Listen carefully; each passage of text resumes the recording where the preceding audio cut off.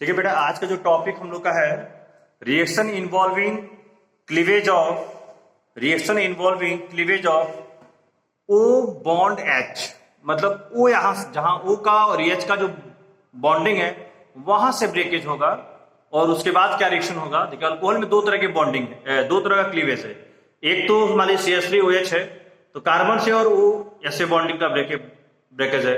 दूसरा है बेटा RO बॉन्ड क्लीवेज होगा और एच अलग और RO माइनस अलग। ठीक है, तो अगर हम ओ और एच के बीच में क्लीवेज करते हैं बेटा तो हमारा जो बनेगा अल्कोक्साइड आयन एनायन की फॉर्म में रहेगा और H प्लस आपका पॉजिटिव की फॉर्म में रहेगा। यानी RO माइनस आपका न्यूक्लियोफाइल की तरह काम करेगा और H प्लस आपका इलेक्ट्रोफाइल की तरह काम करेगा। ठीक है, तो आपको स्टडी करना है क्लीवेज ऑफ OH बॉन्ड, यानी आपका फॉर्मेशन होगा RO माइनस और H प्लस। ठीक है, उसमें फर्स्ट है बेटा reaction of metal with alcohol. तो मेटल का रिएक्शन अगर अल्कोहल से करते हो तो ROH है तो H अगर लिख लेगा H प्लस लिख लेगा तो वहां पे एक मेटल आएगा RON में, यानी सोडियम अल्कोक्साइड, या पोटेशियम लगा दे तो पोटेशियम अल्कोक्साइड। ठीक है, ये शो करता है कि जो हमारा अल्कोहल है उसका नेचर कैसा है बेटा, एसिडिक है। ठीक है, तो अगर क्वेश्चन पूछता है कि alcohol is acidic in nature तो हम यही बताएंगे। क्लियर हो बात। नेक्स्ट आता है बेटा फेनॉल। फेनॉल के भी एसिडिक के बारे में अगर हम डिस्कस करें तो फेनॉल के ऊपर OH है, O यहां से बॉन्ड H ब्रेक होगा और बनेगा बेटा ON, यानी सोडियम फेनोक्साइड है, सोडियम फेनोक्साइड है। ठीक है, अब आपसे क्वेश्चन ये राइज होगा कि फेनॉल इज मोर एसिडिक और aliphatic alcohol is more acidic. तो your answer will be phenol is more acidic. क्यों?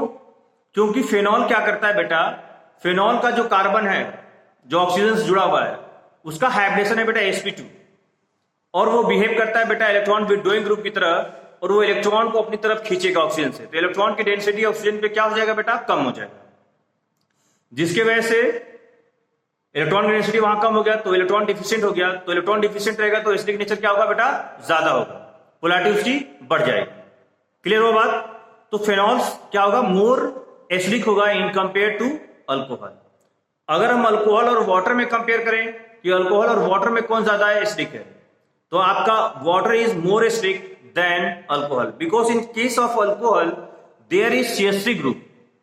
अगर हम सिंपल अल्कोहल की बात करें मिथेनॉल तो CH3OH है बेटा, तो यहाँ पे CH3 कैसा कर रहा है, एक इलेक्ट्रॉन रिलीजिंग ग्रुप की तरह इलेक्ट्रॉन डोनेट कर रहा है। कहां पे डोनेट कर रहा है, ऑक्सीजन पे। तो ऑक्सीजन के पास इलेक्ट्रॉन की डेंसिटी को बढ़ा दे रहा है तो उसकी एसिडिटी क्या हो गई बेटा, कम हो गई। ठीक, तो सबसे ज्यादा एसिडिक होगा बेटा फेनॉल, उसके बाद alcohol, alcohol in the sense मिले एलिफेटिक अल्कोहल, उसके बाद बेटा होगा वाटर। ठीक, अब हम कंपेयर करें बेटा प्राइमरी अल्कोहल, सेकेंडरी अल्कोहल और tertiary alcohol. Primary alcohol, secondary alcohol और टर्सरी अल्कोहल।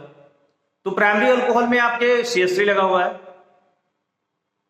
सेम कार्बन पे अगर एक CH3 लगा हुआ है, जैसे मान लीजिए फॉर एग्जांपल में दूं इथेनॉल CH3 CH2OH, ये आपका प्राइमरी अल्कोहल है।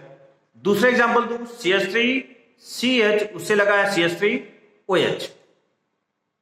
ठीक है, यानी प्रोपेन 2 ये आपका क्या हो गया बेटा, सेकेंडरी। यानी यहां पे दो अल्किल ग्रुप लगा हुआ है, यानी दो इलेक्ट्रॉन रिलीजिंग ग्रुप लगे हुए हैं, यानी इलेक्ट्रॉन की डेंसिटी और बढ़ जाएगा ऑक्सीजन पे। तीसरा है बेटा टर्सरी। तीसरा बेटा क्या है, टर्सरी, 2 मिथाइल प्रोपेन 2 तो ये तीन अल्किल ग्रुप लगे हुए हैं, वो तीनों इलेक्ट्रॉन रिलीज करेंगे और ऑक्सीजन पे इलेक्ट्रॉन की डेंसिटी बेटा बढ़ जाएगा। तो आपका सबसे ज्यादा एसिडिक होगा प्राइमरी अल्कोहल, उसके बाद सेकेंडरी अल्कोहल, उसके बाद टर्सरी अल्कोहल। ठीक, तो मैंने कंपेयर करा दिया, सबसे ज्यादा बेटा फेनॉल, फेनॉल के बाद प्राइमरी अल्कोहल, फेनॉल के बाद वाटर, वाटर के बाद प्राइमरी अल्कोहल, प्राइमरी अल्कोहल के बाद सेकेंडरी अल्कोहल, सेकेंडरी अल्कोहल के बाद टर्सरी अल्कोहल। तो ये कॉन्सेप्ट हुआ बेटा एसिडिक का। ये किसका कॉन्सेप्ट हुआ बेटा, एसिडिक का। अब हम लोग डिस्कस करेंगे बेटा कुछ रिएक्शंस के बारे में। एस्टरिफिकेशन। ठीक, esterification means formation of ester, formation of ester. तो फॉर्मेशन ऑफ एस्टर कई तरीके से हो सकते हैं। अगर अल्कोहल का रिएक्शन अगर आप कराते हो बेटा एसिड से, ठीक, तो कंसंट्रेट H2SO4 लगाइए और वाटर के मॉलिक्यूल्स आप रिलीज करा दीजिए। तो वाटर के मॉलिक्यूल जो रिलीज होगा H आपका निकलेगा कहां से, अल्कोहल से, और OH कहां से निकलेगा बेटा, एसिड से। तो आपका क्या फॉर्मेशन होगा बेटा, HCl, सॉरी एस्टर। क्या फॉर्मेशन होगा, एस्टर। और प्रोडक्ट में क्या निकलेगा, एस्टर प्लस H2O। किस केस में, जब अल्कोहल बेटा एसिड से रिएक्ट करेगा in the presence of concentrate H2SO4 it form ester plus H2O, ester plus H2O।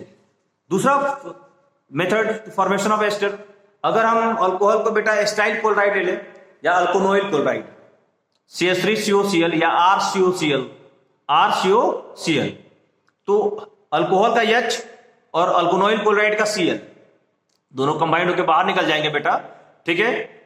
फिर क्या बनेगा, उसको हम प्रेजेंस किसके प्रेजेंस में कराएंगे, पिरिडीन की प्रेजेंस में। पिरिडीन का फार्मूला आपको पता होगा C6H5N, ठीक है। पिरिडीन की एक बेस है, उसके प्रेजेंस में करा रहे हैं, तो हमारा क्या बनेगा बेटा, ester plus HCl, ester plus HCl। और थर्ड रिएक्शन है बेटा, अगर अल्कोहल को आप एसिटिक एनहाइड्राइड से रिएक्शन कराते हो तो सेम वही प्रोसेस चलेगा, आपका फॉर्मेशन होगा एक एस्टर और एक दूसरा आपका एसिड का फॉर्मेशन होगा, एस्टर और एसिड का फॉर्मेशन, ठीक। तो ये बेटा हो गया एस्टरिफिकेशन। नेक्स्ट आता है बेटा formation of aspirin. Formation of aspirin, formation of aspirin जब आप सैलिसिलिक एसिड लोगे, सैलिसिलिक एसिड का मतलब है बेटा बेंजीन के ऊपर COOH बेंजोइक एसिड और ऑर्थो पोजीशन पे आपका रहेगा OH, ठीक, उसको बोलते हैं बेटा सैलिसिलिक एसिड। अब सेम यही प्रोसेस है, क्लीवेज कहां से हो रहा है, O और H के बीच में बॉन्डिंग का। तो जो फेनॉल जो जहां पे OH लगा हुआ है उसका H, उसका रिएक्शन कराएंगे बेटा एसिटिक एनहाइड्राइड से। तो एसिटिक एनहाइड्राइड से आपको मिल जाएगा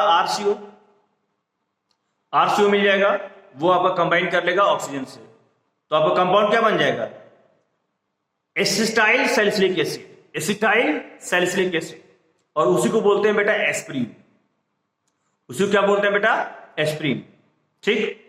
नेक्स्ट है बेटा डिहाइड्रेशन, ये तो हम लोग पहले ही पढ़ चुके हैं। अब हम लोग आता है बेटा electrophilic substitution reaction of phenol.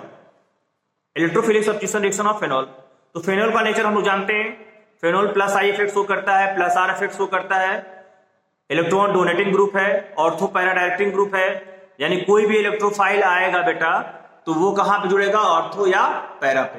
तो अगर फेनॉल का हम अगर हाइलोजिनेशन कराते हैं कार्बन डाइसल्फाइड के प्रेजेंस में, अगर हाइलोजिनेशन कराते हैं तो सपोज करिए क्लोरीनेशन करा रहे हैं, तो Cl आपका लग जाएगा ऑर्थो पे और एक लगेगा पैरा पे। तो एक का नाम हो जाएगा बेटा ऑर्थोक्लोरोफेनॉल, दूसरे का नाम हो जाएगा पैराक्लोरोफेनॉल। ये हो गया बेटा क्लोरीनेशन के लिए।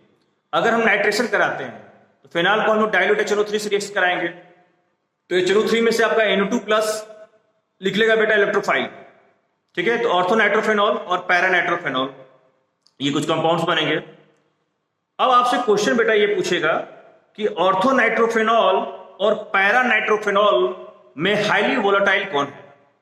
बहुत अच्छा क्वेश्चन पूछता है बेटा, हाईली वोलेटाइल कौन है, तो your answer will be ortho nitrophenol. पूछेगा why ortho nitrophenol is more volatile, because in case of ortho nitrophenol there is formation of intramolecular hydrogen bonding, intramolecular hydrogen bonding, but in case of para nitrophenol there is no intramolecular hydrogen bonding, there is intermolecular hydrogen bonding because OH and nitro group are both are in opposite direction, एक ऊपर है तो नीचे, एक नीचे, तो वहां पे एक रिंग बनने का चांसेस क्या है, कम है। जब तक क्लोज रिंग बनेगा तब इंट्रामोलिकुलर हाइड्रोजन बॉन्डिंग का फॉर्मेशन होता है, तो वो नहीं बनेगा, ठीक है। तो हाईली स्टीम वोलेटाइल कौन होगा बेटा, ऑर्थो, क्यों, वहां पे इंट्रामोलिकुलर हाइड्रोजन बॉन्डिंग हो रहा है, और in case of para nitrophenol there is intermolecular hydrogen bonding, ठीक है। नेक्स्ट है बेटा, अगर हम फेनॉल को, ये तो हमारा कंसेप्ट हो गया, अगर हम फेनॉल को ब्रोमीन वाटर से रिएक्शन कराएंगे, देखिए एक मैंने रिएक्शन करवाया था ब्रोमीन का कार्बन डाइसल्फाइड से, तो वहां पे बनेगा ऑर्थोब्रोमोफेनॉल या पैराब्रोमोफेनॉल, पर अगर मैं ब्रोमीन वाटर से रिएक्शन कराऊंगा तो मेरा जो प्रोडक्ट बनेगा बेटा वो बनेगा 2,4,6 ट्राइब्रोमोफेनॉल, 2,4,6 ट्राइब्रोमोफेनॉल। सेम वे में अगर हम कंसंट्रेट नाइट्रिक एसिड ले लूं तो मेरा बनेगा 2,4,6 ट्राई नाइट्रोफेनॉल, जिसको हम लोग बोलते हैं बेटा पिक्रिक एसिड, ठीक है। नेक्स्ट रिएक्शन है आपका कोल्बे रिएक्शन। कोल्बे रिएक्शन क्या है बेटा, when A phenol is treated with sodium hydroxide it form sodium phenoxide ion, and when A sodium phenoxide ion is treated with carbon dioxide in acidic medium form salicylic acid, form salicylic acid. अभी मैंने आपको formula बताया था salicylic acid का।